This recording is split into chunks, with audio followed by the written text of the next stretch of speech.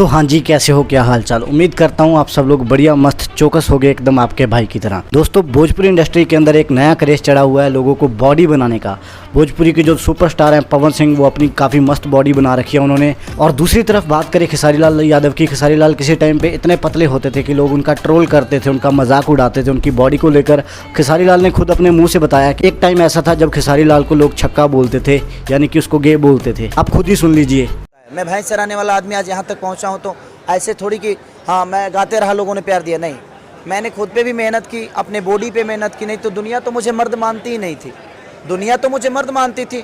Bhojpuri industry के कुछ लोग ऐसे थे जो, मैं जब बम्बे गया तो लोगों ने बोला कि नहीं ये तो लौंडा है, ये छक्का है, ये मर्द है ही नहीं।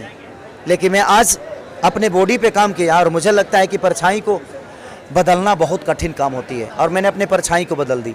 एक तरफ पवन सिंह और दूसरी तरफ खेसारी लाल, दोनों बंदे लगे हुए हैं अपनी बॉडी बनाने में। आप इनकी बॉडी को देख सकते हो, क्या मस्त बॉडी बना रखी है दोनों बंदों ने। और दोस्तों, इनसे हमको सीखने को मिलता है कि यार अपनी बॉडी और अपनी सेहत कितनी ज़रूरी होती है। और मुझे काफ़ी अच्छा लगता है जब मैं सिंगर्स की तरफ देखता हूँ, ये कितना अप्रिशिएट करते हैं अपनी ऑडियंस को, अपने लोगों को जो इनको प्यार करते हैं बॉडी बनाने के लिए। और भाई आपने वो कोट तो सुना ही होगा, हेल्थ इज़ वेल्थ। सो भाई आप भी अपनी हेल्थ का ध्यान रखें और सब्सक्राइब कर लीजिए चैनल को। मिलते हैं किसी और नई न्यूज़ के अंदर।